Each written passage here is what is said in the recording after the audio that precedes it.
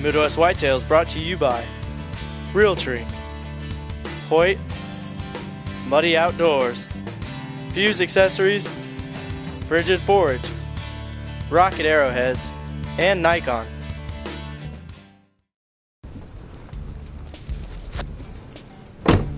Today's the 4th of March. It's a little bit of a rainy afternoon, but I had a little break in my work schedule today, so I'm going to go for a little walk. And I'd love to find a couple of antlers here, but my bigger intention is just to take you along as I do a little bit of postseason scouting here. So I'll include you in some of the thought processes of, not only maybe finding new stand locations, but also figuring out how to get to and from my tree stands that I've already got. So let's go for a little walk. We're going to go down into this valley, see if we can find a couple of antlers, and hopefully find a couple of new stand locations.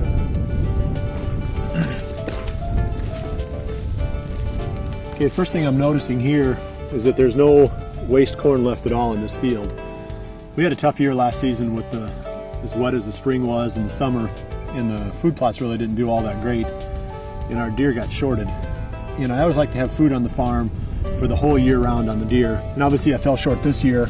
So the first thing I'm noticing, of course, is there's no food left. I'm sure the deer were browsing toward the end of the winter. We'll probably find most of the activity will be in the timber where they've been browsing on these areas where I've done the timber stand improvement and dropped brush and made the cover a lot thicker.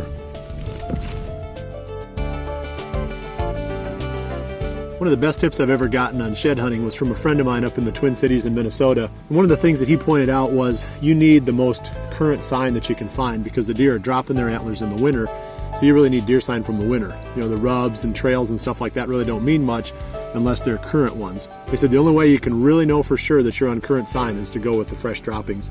So he said find the areas where there's lots of droppings during the winter, and you're going to find the place where the deer are spending most of their time. So that's kind of what I'm noticing too as I go along. I'm going to be looking for areas with a lot of droppings. I'm not seeing a bunch in the field, but I can see a little bit along this trail here. So I'm kind of going to keep my eyes open for droppings too as I go, just to find those concentration areas and then slow down a little bit in my search for antlers once I get into those spots. Okay, standing in this spot, I'm a big advocate, as you know, of using these ditches for access to and from tree stands. So I'm always looking, where are my potential access points going into any area. And I know there's a pretty decent ditch down this draw, and I believe that one's got a pretty good ditch on it too. We'll look at it a little bit closer when we get to the bottom to see if that's a potential route for hunting some stands that we might set back up in this area. I never want to walk down into a stand location following the top of a ridge like this. I mean, it's a beautiful little spot. It'd be a fun place to walk down, but you're just going to be, too many deer are going to be able to see you. So you get right down in those ditches where it's nasty, and you take a chainsaw and you cut the ditch out, then you got a low profile way to get in and out. Okay, the other thing I'm looking at right now are the types of oak trees that I've got, and these are primarily white oaks on this ridge. In fact, this whole part of the farm has got primarily whites. So I'll remember these concentration areas of these oak trees. I can see a few reds in here too, but mostly white. And when I come back again, probably mid to late summer, I'll check these trees out in this specific area to see if these trees are bearing acorns this year. Because with a concentration of white oaks this heavy, with the trees being this mature, there's going to be a lot of acorns here. So if it's a good white oak year, this is a spot where you might want to, or I might want to set up for a feeding pattern for the deer when they're really on the acorns.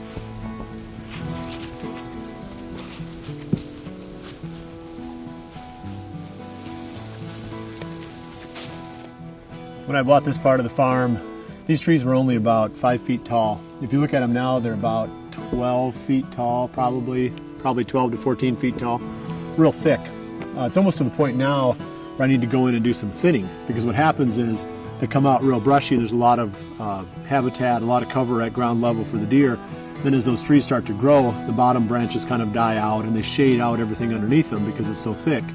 Well, then you get right back to the same position you were at before, where there's no ground cover. So this is one of those deals where I've always felt like every 10 years you've got to go through your habitat in the areas that really need to be thinned back out again to get some more ground cover. It's like a 10-year process. So just put the farm on a 10-year cycle, and you can see this is just getting now to where, within a couple of years I've got to think about going in and cutting down some of these smaller trees and letting it get thick again.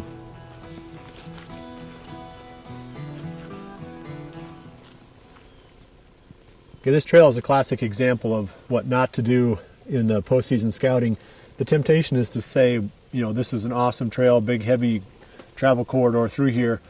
But the problem you run into at this time of the year is the grass has died, nothing's growing. So every time the deer puts his hoof down, he makes a definite impression, and that makes the trails look like they're getting a lot more use than what they really are.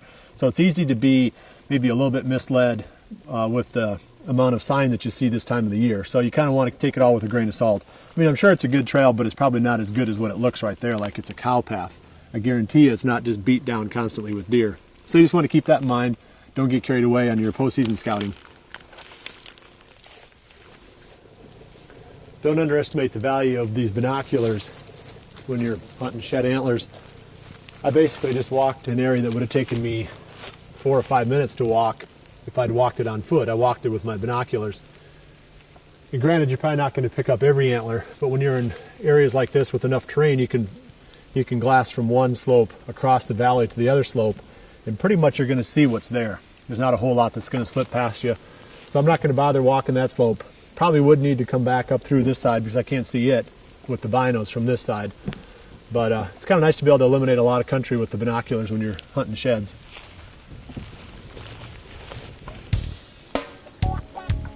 This spot here has been one of my biggest challenges for me. There's a crossing here that we put in between these two little small food plots, and I've never been able to figure out how to hunt it. I know a lot of deer go through there and some pretty good deer too.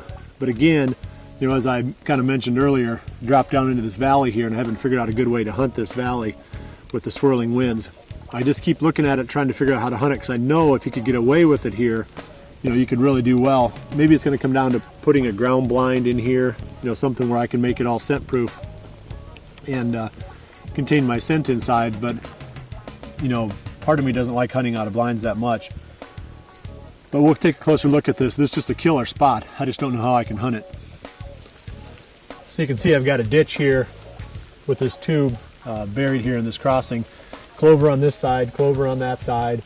Big valley all the way down through here with food plots all the way down for another quarter of a mile. It's an awesome spot. Again, this is the one I'm talking about, where you'd almost have to stick a ground blind in there, brush it in, and hunt them that way, because finding a tree stand down here where they're not going to smell you in the swirling wind is going to be impossible. This is a spot right here where I have to make a mental reminder to myself to come back when I've got a chainsaw with me. I've got a tree stand about 40 yards, 30 yards in front of me. There's two small food plots here, and the deer work their way down through this bottom. I do have a stand here, and on an east wind, southeast wind, I can get away with hunting that one. It's one of the few stands that I've ever been able to hunt down in one of the bottoms on this farm. The only problem is there's an opening in this fence line between these two food plots that's on the other edge of the plot. So all the deer coming down are about 60 to 70 yards away when they pass through here. They used to, when I put the stand up, come through on this side. But the brush has grown up, and that spot, we've driven through there enough times with the tractor now that we've opened it up, so that's where the deer go. So I'm going to move the lane. I'm going to plug that one. I'm going to put the lane up here, so we're going to bring the tractor back and forth on this end within bow range of that tree stand. So that's just one small change I'm seeing right here. It doesn't take too much really to make a big difference. If the biggest buck on the whole farm walks past at 70 yards down there, it's really going to bum me out. All I had to do was just make a little lane right in front of the stand. So keep that in mind. Sometimes just little teeny things like that can make the whole difference in your season.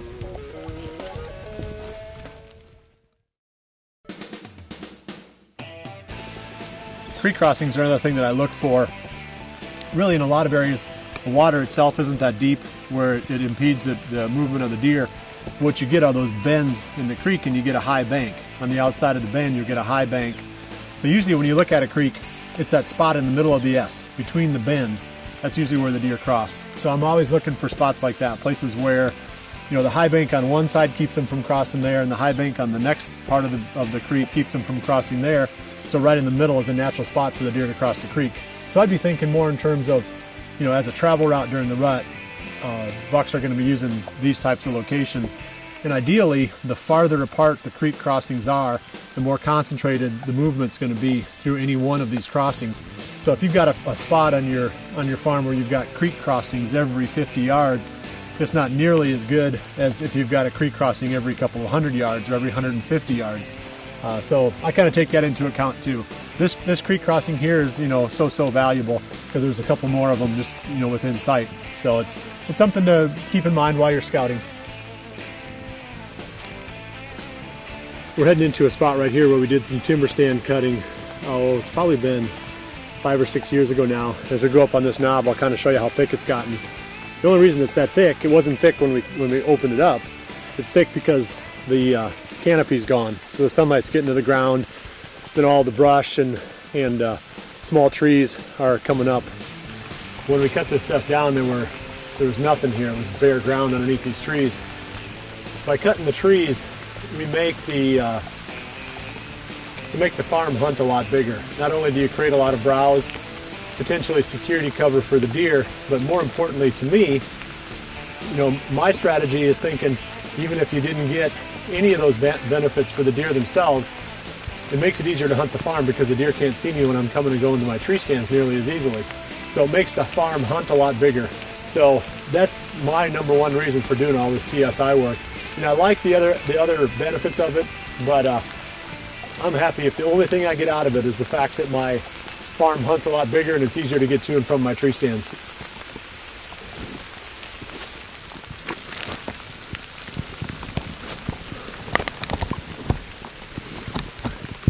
Here's one from the year before. You can tell it's been sitting there for a while. It's all got a bunch of mildew and algae growth on it. I think this is the one looking at it. If you remember on the last week's show, there was a deer that we pulled out of the back of the truck, a 5-point side, and it was right in this area where they found that antler. So I think this is the same deer from what he would have looked like during the 2009 season. So this one slipped through the net last year. So I wonder if there's some more out here that have been here for more than a year.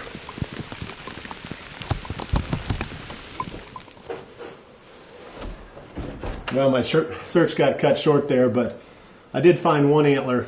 That rain made me come in a little bit sooner than I wanted to. There was a lot that I wanted to show you out there on the farm. Specifically, I wanted to get into more about the stand locations.